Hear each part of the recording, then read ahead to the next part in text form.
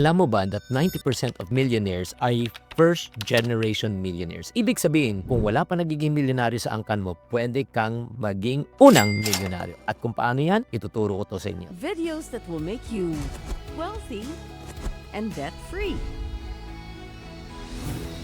Hi there, this is Chinkitan, your pambansang wealth coach. Gusto mo bang maging unang milyonaryo sa inyong angkan at pamilya? Tatandaan, ang yaman nagsisimula sa tamang pananaw at tamang gawain. Sa video na ito, pag-uusapan po natin kung paano ko ibabahagi sa inyo ang tamang habits, tamang mindset ng mga milyonaryo.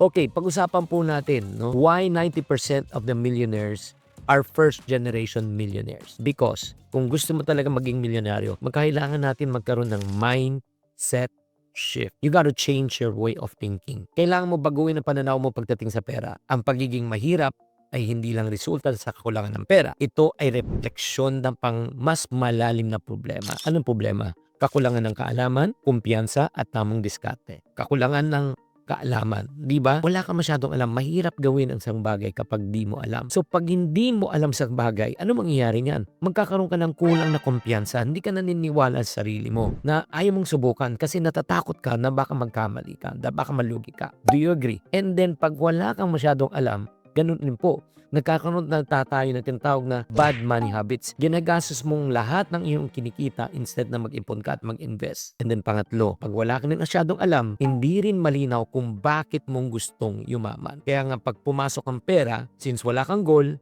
mabilis din lumabas ang pera. Kaya nga ang pagyaman hindi nagsisimula sa dami ng pera. Kahit marami ang yung pera, pag di mo alam kung ano gagawin sa pera, dahan-dahan maubos ang pera. So very important po yan and that is number one. So when you talk about mindset naman, ano yung dapat nating baguhin? Kung wala kang pera ngayon, kailangan una madagdagan ang iyong kaalaman. Paano madadagdagan ang iyong kaalaman? Ulit, magbasa ka ng libro, di ba? Tungkol sa pera, tungkol sa entrepreneurship, manood ka ng video, maghanap ka ng coach at ng mentor na pwedeng tumuro po sa inyo. At ngayon, pag natuto ka na, since wala kang pera, ang kailangan po natin gawin, mindset shift number 2, use time as your greatest asset. Since wala kang pera pero meron kang 24 hours. Pero ang tanong, paano mong ginagamit yung 24 hours mo? Alam mo na, sayang lang po yung oras po natin sa mga walang kabuluhan na ginagawa po natin. Like for example, nanonood lang po tayo ng mga internet, di ba, sa mga internet. Ang question lang, habang nanonood ka ba, nadadagdagan ba ang kalaman mo? Naglalaan ka ba ng oras para madagdagan at mag-improve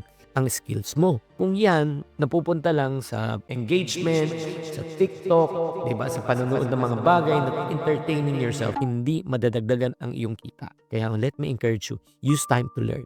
Maglaan ka ng oras every single day para madagdagan ang skills mo. Tulad ko, every single day, my first hour of the day, I listen to podcast or vidcast. Natututo po ako.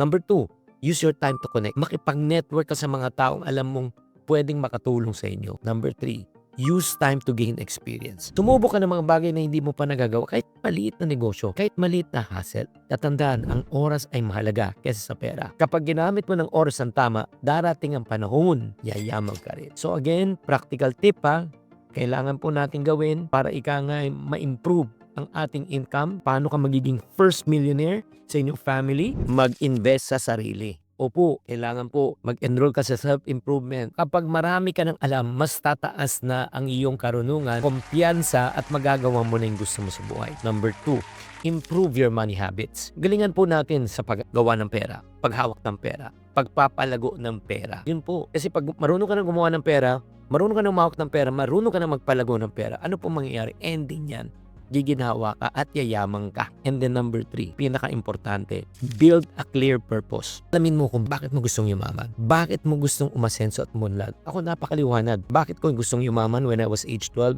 Because 2 reasons. I do not want my children to experience what I've experienced when I was young, nung naghihirap pa kami. Number 2, I want my parents to live a better and comfortable life when they reach the age of retirement. Diba? Para ito sa mas magandang kinabukasan.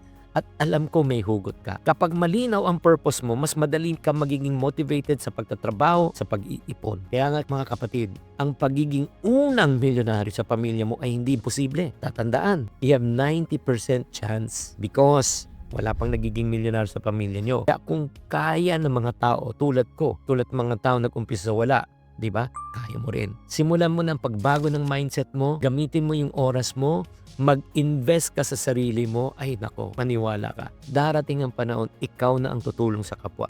Darating ang panahon, mabibili mo na gusto mo. Darating ang panahon, ikaw na ang lalapitan, hindi na ikaw ang manghihingi. Kaya kung gusto mo simulan ang journey mo on how to become your first millionaire in your family, nako, mag-subscribe ka na sa channel na ito for more practical tips on how you can achieve financial freedom. If you find this topic worthwhile, do me a favor, share mo to sa kaibigan mo kung nangangarap ka rin umasenso. Pakitype na rin sa comment section, ano ang mindset shift na kailangan mong baguhin para mabago ang iyong financial output. Pakitype na lang sa comment section. Tatandaan, tamang karunungan, tamang disiplina ang susi sa pagyaman.